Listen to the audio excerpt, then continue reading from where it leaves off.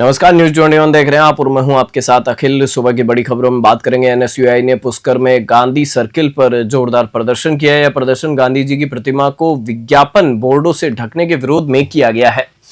आपको बता दें कि प्रदर्शन का नेतृत्व एनएसयूआई के अध्यक्ष मधुसूदन पारासर ने किया। एनएसयूआई कार्यकर्ताओं का आरोप है कि प्रशासन की अनदेखी के कारण गांधी जी की प्रतिमा को बार बार विज्ञापन बोर्डों से ढक दिया जाता है। उन्होंने कहा कि वे पहले भी कई बार इस मुद्दे को उठा चुके हैं, लेकिन कोई स्थायी समाधान नहीं निकाला गया। प्रदर्शनकारियों ने परिषद प्रशासन के खिलाफ नारेबाजी की। मधुसूदन पारासर ने चेतावनी दी कि अगर कल तक प्रतिमा और सर्किल को अतिक्रमण से मुक्त नहीं किया गया तो आंदोलन और भी बड़ा होगा। उन्होंने ये भी कहा कि गांधी जी का अपमान बर्दाश्त नहीं किया जाएगा। पुष्कर से सीताराम गहलोत की रिपोर्ट। आज हमारे महात्मा गांधी सर्किल पे जो एडवर्टाइजिंग बोर्ड लगा दी जाती है, इनको लेकर विरोध एनएसयूआई द्वारा आज विरोध किया गया है। क्योंकि पूर्व में भी हमने पालिका प्रशासन को एक दिन आपको कई ज्ञापन दिए और कई ज्ञापनों द्वारा एनएसयूआई ने कई बार अतिक्रमण से इस गांधी सर्किल को मुक्त कराया है, लेकिन फिर भी बार बार एडवर्टाइजिंग बोर्ड लगा दिए जाते हैं। और बीते 2 दिन बाद गांधी जयंती है, लेकिन फिर भी इसकी कोई सूट बूट लेने वाला नहीं है। एडवर्टाइजिंग बोर्ड लग रखे अंदर गंदगी के आलम छा रखा है। तो हमारी प्रशासन से यही मांग है कि वह तुरंत प्रभाव से फ्लेक्स बोर्डों से गांधी सर्किल को मुक्त कराए और यहाँ से अच्छी व्यवस्था कराए। अगर ऐसा नहीं होता है तो एनएसयूआई धरने पर बैठेगी। बेंगू थाना पुलिस ने मादक पदार्थों के तस्करों के खिलाफ एक बड़ी कार्रवाई को अंजाम दिया है। पुलिस ने एक स्विफ्ट कार से 45 किलो 570 ग्राम अवैध डोडा चूरा जब्त किया है। यह कार्रवाई बेंगू के डीएसपी अंजलि सिंह और थाना प्रभारी शिवलाल मीणा के नेतृत्व में की गई है। पुलिस ने एनडीपीएस एक्ट के तहत मामला दर्ज कर लिया है और आगे की जांच जारी है। बेंगू से मदन मीणा की रिपोर्ट।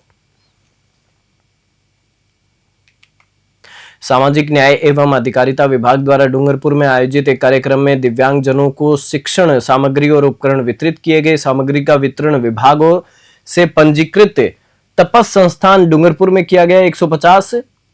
50 शिक्षण प्रशिक्षण किट मानसिक विमंदित और मूक बधिर बच्चों को दिए गए। 100 श्रवण यंत्र श्रवण बाधित बच्चों को दिए गए हैं। समारोह में जिला परिषद के मुख्य कार्यकारी अधिकारी हनुमान सिंह राठौड़ और अन्य गणमान्य व्यक्ति उपस्थित रहे।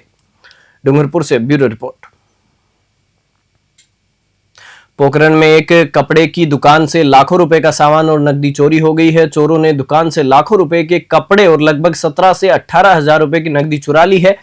दुकान मालिक छोटू सिंह को सुबह दुकान खोलने पर चोरी का पता चला। व्यापारी ने तुरंत पुलिस को चोरी की सूचना दी, लेकिन खबर लिखे जाने तक पुलिस मौके पर नहीं पहुंची थी। इससे व्यापारी ने पुलिस की कार्यप्रणाली पर गहरा रोष जताया है। व्यापारी ने, जो कि एक भाजपा कार्यकर्ता भी है, विधायक के पीए को भी इस घटना की जानकारी दी। इसके बावजूद पुलिस के समय पर नहीं पहुंचने से उन्हें निराशा हुई है। पोखरण से भूपेंद्र राणा की रिपोर्ट।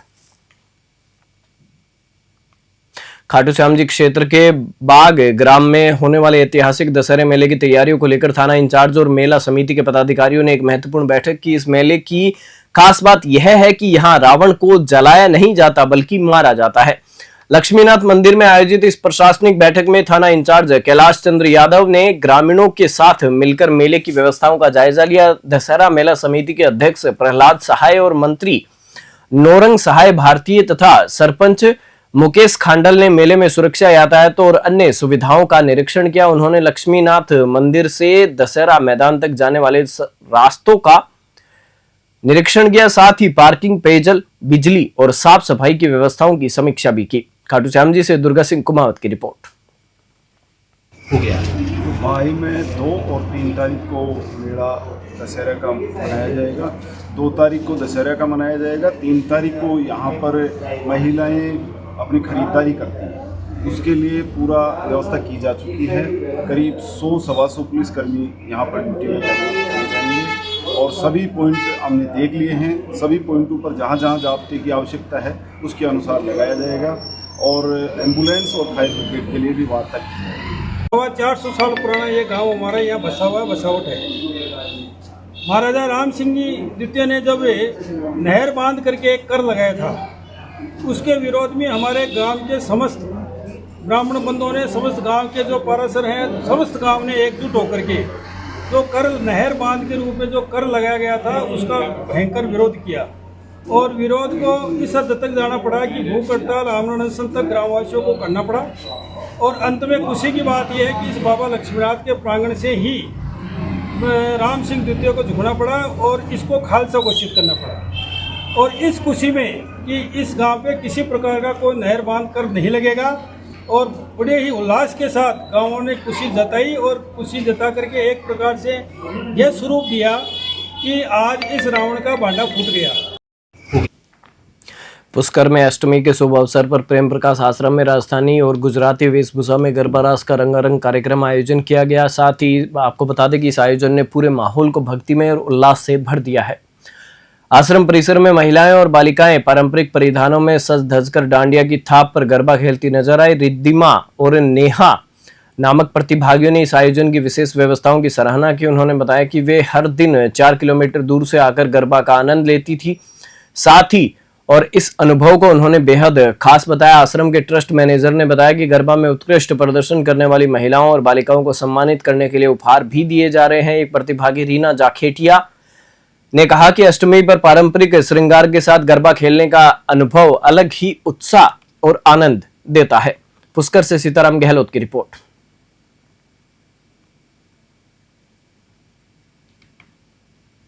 आरएसएस ने अपने शताब्दी वर्ष की तैयारियों के तहत नागौर के घोष कौमुदी संचलन स्वर निनाद का आयोजन किया। यह एक संगीतमय कार्यक्रम था जो झड़ा तालाब परिसर में संपन्न हुआ। स्वयंसेवकों ने इस दौरान शंख, प्रणव, आणक, बंसी, त्रिभुज और झांझ जैसे पारंपरिक भारतीय वाद्य यंत्रों का वादन किया। घोष वादन में श्रीराम, भूप, उदय, शिवरंजनी और किरण जैसी भारतीय शास्त्रीय रचनाओं की धुनें सद बजाई गई। नागौर से मोहित रांकावत की रिपोर्ट।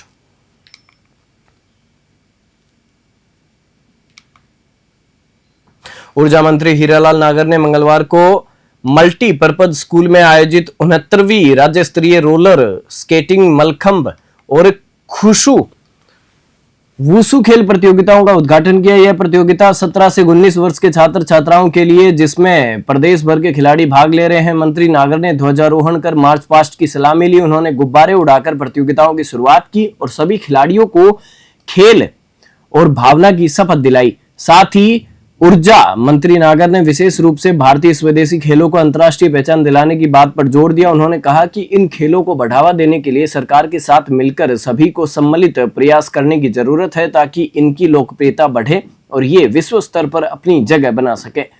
कार्यक्रम में विधायक संदीप शर्मा, भाजपा शहर जिला अध्यक्ष राकेश जैन और शिक्षा विभाग के कई अधिकारी भी मौजूद रहे। कोटा से कामिंदु जोशी की रिपोर्ट। झालावाड़ जिले के गंगधार उपखंड के उन्हेल नागेश्वर में एक किराने की दुकान से खरीदे गए बिस्किट के पैकेटों में पाकिस्तानी झंडे वाले गुब्बारे मिलने से हड़कंप मच गया। इन गुब्बारों पर उर्दू में जश्न आजादी पाकिस्तान 14 अगस्त लिखा था। इस घटना से गुस्साए परिजनों ने तुरंत हंगामा किया और यह खबर पूरे कस्बे में फैल गई। राष्ट्रवादी संगठनों ने इस पर तीखा आक्रोश व्यक्त किया और इसे राष्ट्र विरोधी साजिश बताते हुए दोषियों पर सख्त कार्रवाई की मांग की है। सूचना मिलने पर उन्हेल पुलिस तुरंत मौके पर पहुंची। पुलिस ने बिस्किट के पैकेट जब्त कर लिए और दुकानदार को पूछताछ के लिए थाने बुलाया। दुकानदार ने बताया कि उसने यह सामान मध्य प्रदेश के आलोट के एक व्यापारी से खरीदा था। पुलिस अब इस पूरे सप्लाई नेटवर्क की गहनता से जांच कर रही है। पुलिस अधिकारियों ने कहा कि मामले की गंभीरता को देखते हुए सभी पहलुओं की जांच की जा रही है और दोषियों के खिलाफ सख्त कानूनी कार्रवाई की जाएगी। उन्हें नागेश्वर से गोवर्धन सिंह की स्पेशल रिपोर्ट। बस्सी के निवासी अनिल कुमार शर्मा ने राजस्थान निदेशालय एनसीसी की ओर से नागपुर के कामठी में आयोजित प्री कमीशन कोर्स को सफलतापूर्वक पूरा कर लिया है। यह प्रशिक्षण 30 जुलाई 2025 से 27 सितंबर 2025 तक चला, जिसमें पूरे भारत से कैडेट अधिकारी शामिल हुए थे। इस दौरान उन्होंने फायरिंग ड्रिल, मैप रीडिंग और बास्केटबॉल जैसी प्रतियोगिताओं में उत्कृष्ट प्रदर्शन करते हुए गोल्ड मेडल हासिल किए।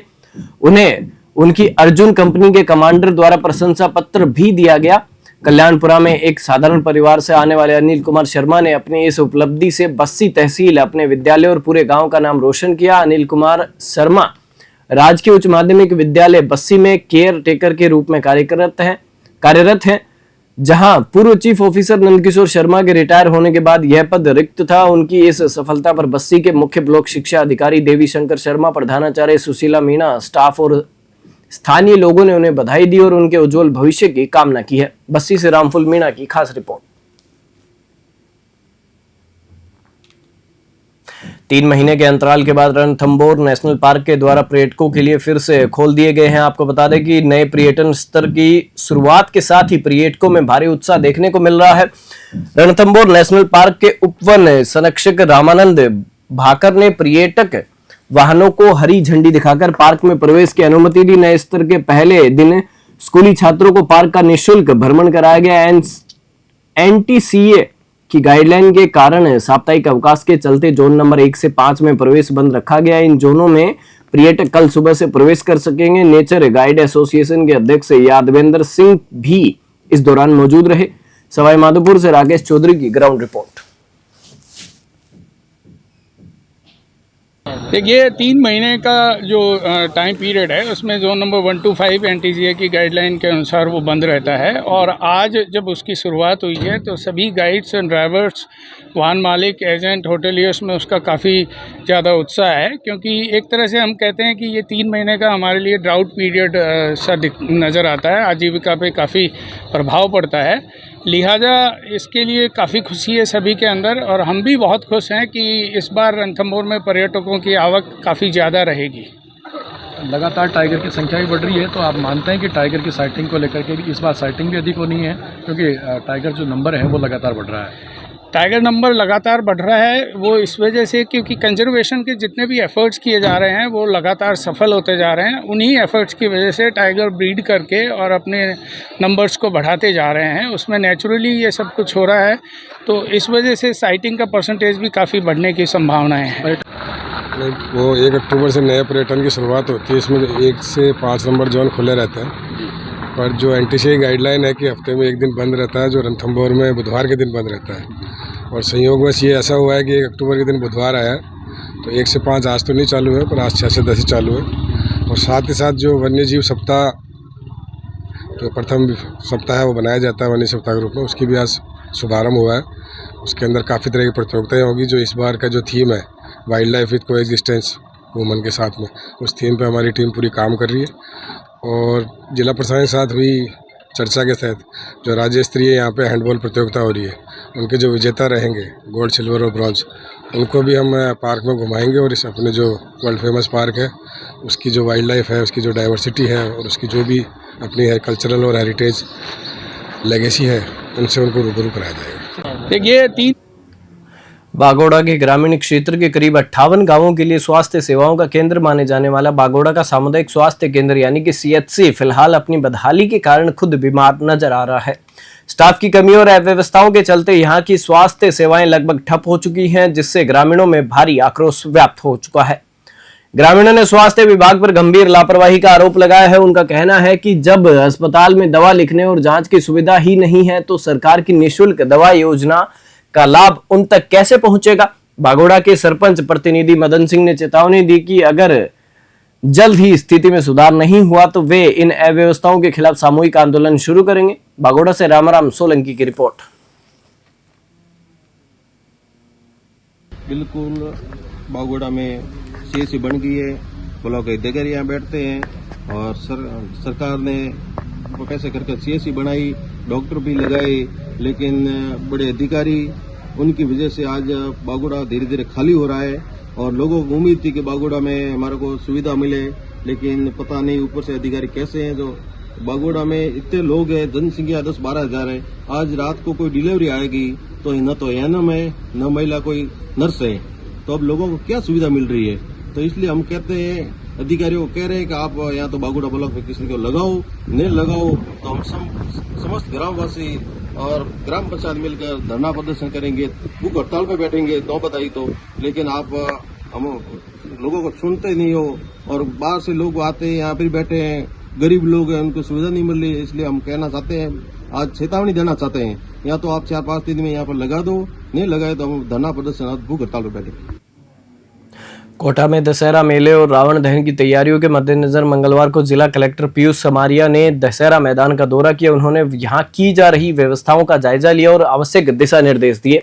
साथ ही कलेक्टर ने 215 फीट ऊंचे रावण के पुतले के सामने के क्षेत्र में सुरक्षा के लिए बैरिकेडिंग लगाने और दहन के दिन उस क्षेत्र में लोगों की आवाजाही पर रोक लगाने के निर्देश दिए। मेले स्थल पर पर्याप्त संख्या में फायर ब्रिगेड की गाड़ियां और पुलिस बल तैनात करने के निर्देश दिए गए हैं। नगर निगम के अधिकारियों ने बताया कि 8 फायर ब्रिगेड गाड़ियां और 6 पुलिस चौकियां स्थापित की जाएंगी। सिटी एसपी तेजस्विनी गौतम ने ट्रैफिक पुलिस अधिकारियों को दशहरे के दिन के लिए एक विस्तृत ट्रैफिक रूट मैप तैयार करने और उसे मीडिया के माध्यम से लोगों तक पहुंचाने के निर्देश दिए ताकि किसी को भी असुविधा न हो।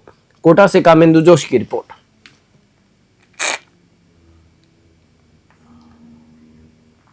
सोजत रोड क्षेत्र में इस साल भी रामकृष्ण परमार्थ मंडल द्वारा दशहरे का भव्य महोत्सव आयोजित किया जाएगा। इस आयोजन की तैयारियां जोरों शोरों पर चल रही है, जिसमें आकर्षक झांकियां, रावण दहन और शानदार आतिशबाजी मुख्य आकर्षण होंगे। इस वर्ष दशहरा महोत्सव का मुख्य आकर्षण 52 फुट ऊंचा रावण का पुतला होगा, जो क्षेत्रवासियों के बीच उत्सुकता का विषय बना हुआ है। तैयारियों को अंतिम रूप देने के लिए आज तेरापंथ भवन में मंडल के सदस्यों की एक बैठक आयोजित की गई। इस बैठक में कार्यक्रम की पूरी रूपरेखा पर चर्चा की गई और सदस्यों को उनकी जिम्मेदारियां सौंपी गई। बैठक में सोजत रोड के कई गणमान्य नागरिक भी उपस्थित थे, जिनके साथ मिलकर आयोजन की सफलता के लिए विभिन्न व्यवस्थाओं पर विचार विमर्श किया गया। पाली से ललित तिवारी की रिपोर्ट। बाराकोट परिसर में एक महिला वकील के साथ मारपीट और दुष्कर्म का सनसनीखेज मामला सामने आया है। पीड़िता ने साहस दिखाते हुए 2 आरोपी वकील भाइयों के खिलाफ महिला थाने में केस दर्ज करवाया है। आपको बता दें कि पीड़िता का आरोप है कि 2 वकील भाइयों ने उनके साथ मारपीट की और उनमें से एक भाई ने उसके साथ दुष्कर्म भी किया। घटना के बाद आरोपियों ने महिला को धमकी देते हुए कहा कि अगर उसने पुलिस में शिकायत की तो वे उसकी वकालत की सदस्यता खत्म करवा देंगे। धमकियों के बावजूद महिला ने हिम्मत नहीं हारी और महिला थाने में जाकर आरोपियों के खिलाफ मामला दर्ज कराया। यह मामला अब सोशल मीडिया पर तेजी से वायरल हो रहा है और पूरे वकील समुदाय में हलचल मच गई है। पुलिस ने मामले की गंभीरता को देखते हुए जांच शुरू कर दी है। 12 से हरीश शर्मा की रिपोर्ट। बुलेटिन में फिलहाल इतना ही। आप देखते रहिए न्यूज़ 21।